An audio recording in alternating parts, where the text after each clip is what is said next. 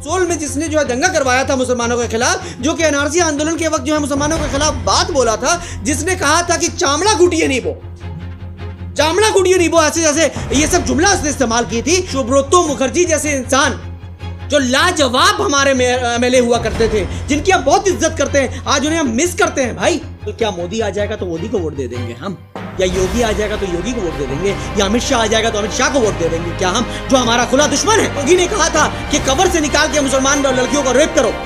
उन सुप्रियो के वजह से इमाम साहब के बेटे का मौत हुआ है, उन सुप्रियो का विरोध कर रहे हैं। Death of democracy in Bengal. Bengal में हमने कभी ये सोचा भी नहीं था। हम तो कहते थे कि बंगाल में हम बहुत सेफ हैं, बंगाल में बहुत आज़ादी है हर चीज़ करने की, हमें अपने डेमोक्रेसी को दिखाने का, उसको प्रेजेंट करने की आज़ादी है। मगर आज ये चीज़ देखा गया है कि हमारी डेमोक्रेसी के ख़िलाफ़ काम किया गया है। जो लोग no vote to Babul Supriyo के लिए आज इकट्ठा हुए थे अरसलान के पास, पाक सर्कस 7 पॉइंट के पास, उन लोगों को रोका गया, उनमें से लगभग 26 लोगों को अरेस्ट कर लिया गया। ये बहुत ही दर्दनाक और अफसोसनाक बात है। इस बात की मैं कड़ी मजम्मत करता हूँ। क्या लग रहा है कि आखिर क्या? देखिए, सबसे बड़ी बात यह है कि बाबुल सुप्रियो साहब कहते हैं कि वीडियो उठा के देख लीजिए, वीडियो ऑलरेडी सोशल मीडिया में वायरल है कि सिबगतुल्ला के वालिद साहब, मरहूम सिबगतुल्ला के वालिद साहब खुद जो है ये बात कह रहे हैं कि बाबुल सुप्रियो जिम्मेदार था उस दंगा का, बाबुल सुप्रियो जिम्मेदार है उनके बेटे के मौत का। उसके बावजूद भी अगर ये बात कहता है तो बहुत अफसोसनाक बात है। असल मसला क्या मालूम है आप लोगों को, वो बीजेपी का है, ये प्रोडक्ट है ना, बीजेपी से टीएमसी में आया। तो बीजेपी में जो लोग हैं वो लोग झूठ की राजनीति करते हैं, झूठ बोलते हैं, तो इसकी भी आदत है झूठ बोलने की। तो ये झूठा इंसान, अफसोसनाक बात यह है कि आज बालीगंज कंस्टिट्यूंसी से इलेक्शन लड़ रहा है। हमें अफसोस है कि टीएमसी, जिसके लिए हम लोगों ने नो वोट टू बीजेपी किया था, और जब नो वोट टू बीजेपी किया था तब तो टीएमसी को कोई तकलीफ नहीं थी।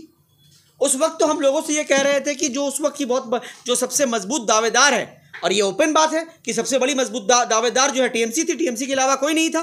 बंगाल में कांग्रेस और सीपीएम का क्या हाल है आप लोगों को मालूम है, सबों को मालूम है। तो लोगों ने दिल खोलकर टीएमसी को वोट दिया, और हम लोगों ने अपील की थी नो वोट टू बीजेपी के नाम पे। हम लोगों ने लोगों से बार बार अपील किया था कि आइए हम सब मिलकर बीजेपी को रोकने के लिए ऐसी पार्टी को वोट दें जो पार्टी उससे टक्कर कर सकती है, जो उसको हरा सकती है। और आज हमारे वोट की वजह से टीएमसी सत्ता पर बैठी है। और आज जब हम no vote to Babul Supriyo कह रहे हैं, हम नो वोट टू टीएमसी नहीं कह रहे। यह बात गौर करने की बात है। जबकि आसनसोल में भी आज इलेक्शन हो रहा है, जहां से शत्रुघ्न सिन्हा साहब आकर खड़े हुए हैं, हमने तो उनके खिलाफ कोई एहतजाज नहीं किया, हमने तो उनके खिलाफ कोई बात नहीं की।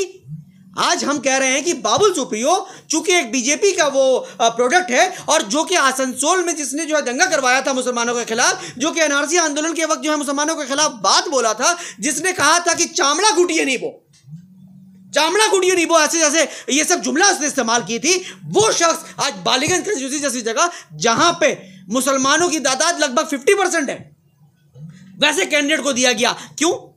किसी मुस्लिम अच्छी कैंडिडेट को दे सकते थे आप वहां पे टिकट। सुब्रतो मुखर्जी जैसे इंसान जो लाजवाब हमारे एमएलए हुआ करते थे, जिनकी हम बहुत इज्जत करते हैं, आज उन्हें हम मिस करते हैं भाई।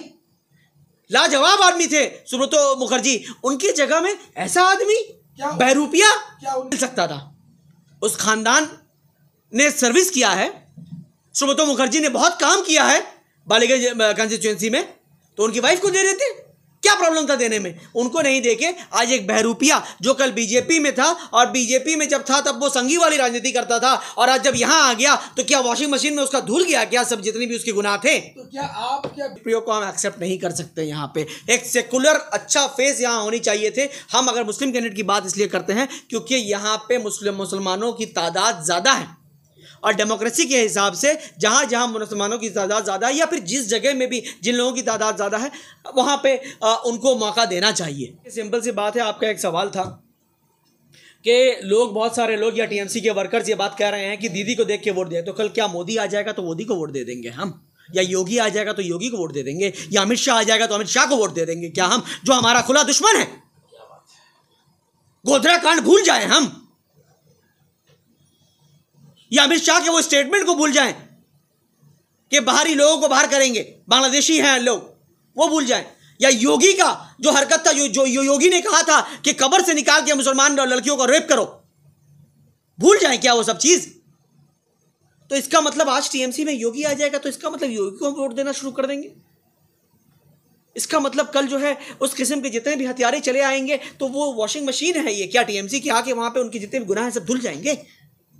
ये बात एक्सेप्टेबल नहीं है। तो क्या बाबुल सुप्रियो ने आसनसोल में दंगा करवाया था, यह बात सबों को मालूम है, सब जानते हैं। बाबुल सुप्रियो के वजह से इमाम साहब के बेटे का मौत हुआ है, यह हम जानते हैं, यह बात हम भूल नहीं सकते। और इसलिए हम बाबुल सुप्रियो का विरोध कर रहे हैं। Babul Supriyo as a candidate हम उसकी विरोध कर रहे हैं और हमारी विरोध चलती रहेगी, वो चाहे जीते या हारे। बहुत सारे लोग ये बात कह सकते हैं कि बाबुल आपका ये करके कोई फायदा नहीं है, वो जीतेगा। तो क्या अपनी जमीर को हम क्या जवाब देंगे? हमारा ज़मीर मर गया है। हमारे वजह से अगर बीजेपी भी आ जाता है आज एक कंस्टिट्यूंसी में, कोई फर्क नहीं पड़ता, मेजॉरिटी में टीएमसी है।